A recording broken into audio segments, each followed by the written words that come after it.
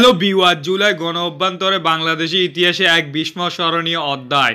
কিন্তু সেই অভ্যন্তর থেকে এখন পর্যন্ত চলছে এর রেশ, বিশেষ করে গণ অভ্যন্তরে অভিযোগ এবং সেই সংক্রান্ত হত্যা মামলা এখনও সমালোচনা বিন্দুতে।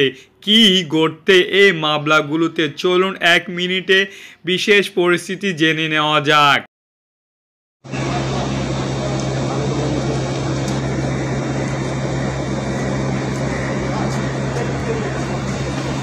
জুলাইয়ের উত্তোলন দিনগুলোতে প্রাণ হারান বহু সাধারণ মানুষ। সেই সব মৃত্যুর দায় কার? এই প্রশ্ন নিয়ে এখনো বিভিন্ন থানায় দায়ে হচ্ছে একের পর এক হত্যা মামলা। জড়িতদের চিহ্ন শুরু হয়েছে অত্যন্ত, যা এখন নতুন মোড় নিছে।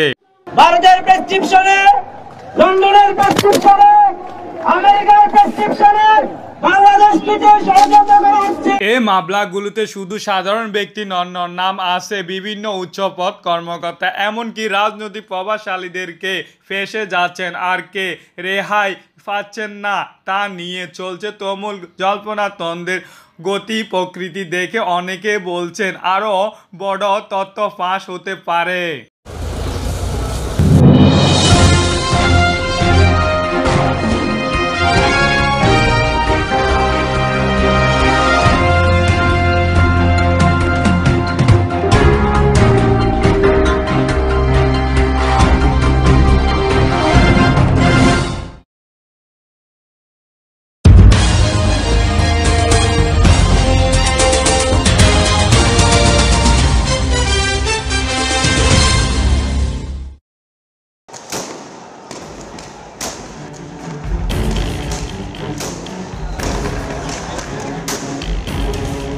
নিহতদের পরিবারও হত্যা ন্যায্য বিচারের আশা দিন গুনছেন। অন্যদিকে দেশের রাজনৈতিক অঙ্গনেরও এই মামলাগুলো ফেলছে বড় প্রভাব।